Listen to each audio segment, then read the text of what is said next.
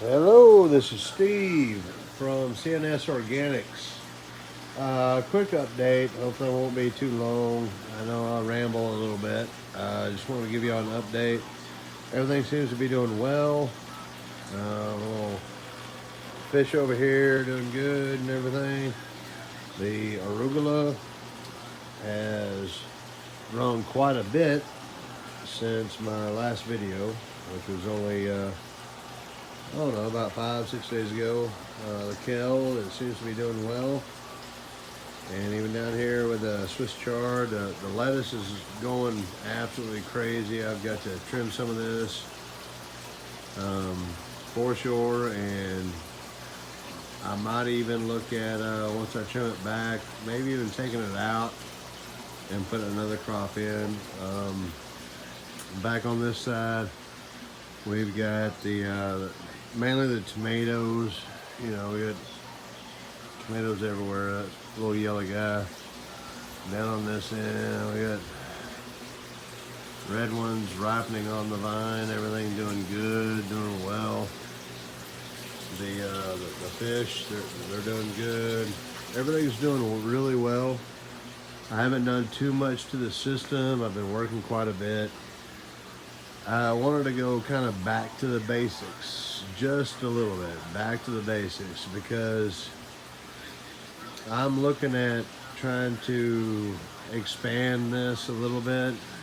And I know that whenever you try to expand things, you get carried away and you kind of get going too fast, and sometimes you just got to go back to the basics. So back to the basics. This is a ebb and flow system. These rocks are just to cover up the bell siphon.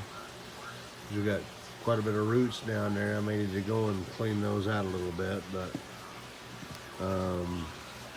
something else about the basics is that I had a video where I showed these are celery stalks. So this is the butt of the celery. And I shoved them down in the gravel, and hopefully they would grow anew. And this guy here is growing pretty good, and even the one in the back, all kinds of new growth, which is great. That's a reusable type deal. You know, you grow them up and you cut them off, and you eat what you need to eat, and the butts can grow back. I've heard of people taking even a pineapple. And even the pineapple, after they used up the bottom part of the pineapple, the top little head part, they put down in the soil or what have you, and they grew pineapples. Kind of neat. Another tomato plant. This is one of the okra I showed in another video where it had a frostbit leaf, and it is December here in Texas, and this guy is putting out new growth everywhere. That one there is doing the same. It's putting out new growth. A couple of these aren't. They've died across the top, but there's new leaf at the bottom, so they come in and trim that off, the top part. But this tomato plant right back here, it was actually probably over a 10-foot long, but it was so all over the place that it didn't have any fruit at the time. I had to trim it back all the way back to these little stubs. These little stubs are doing well. They're starting to grow back. Here's another okra plant starting to branch out a little bit. There's another one. So not really too much to update. Like I said, the lettuce is doing well. There's a little bit of leaf burn right in there.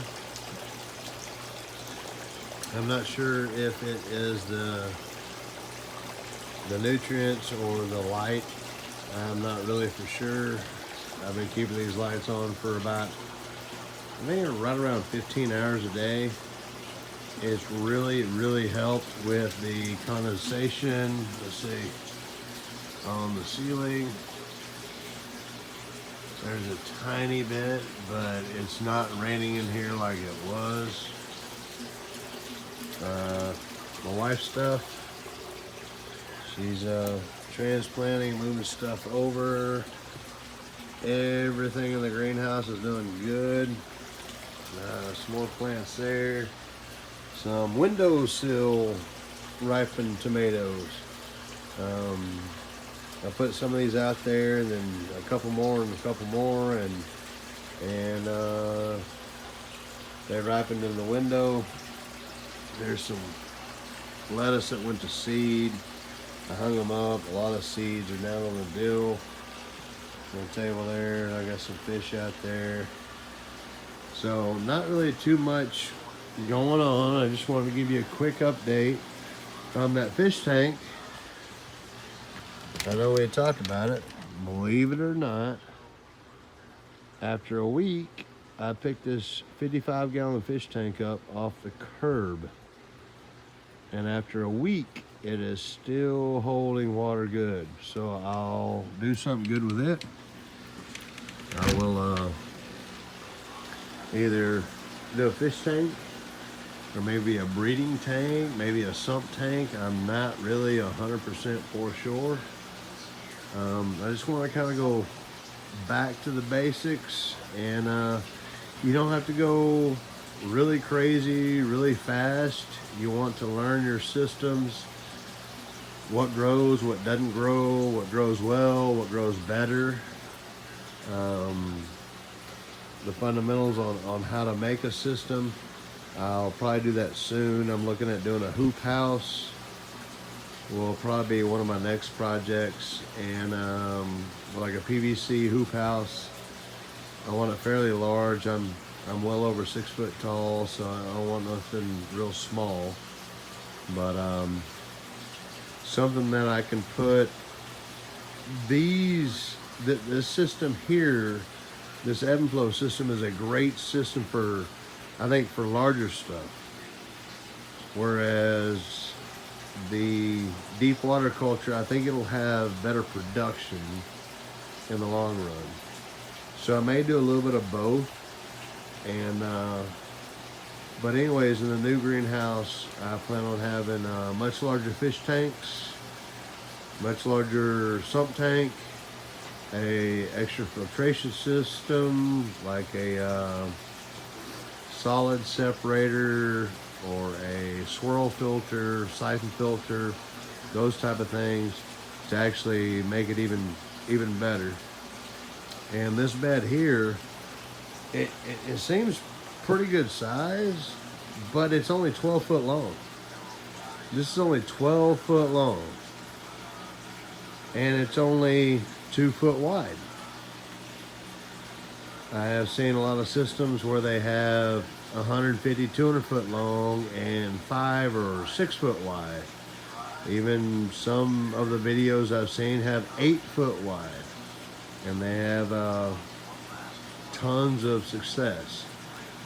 So there's still a lot of learning that I have to do, but this is the system for now, and this is what it is. And I look at expanding not onto this greenhouse, but onto to building a new one, a hoop house, and making it plenty long and plenty big to be able to handle all the stuff I want to put in there.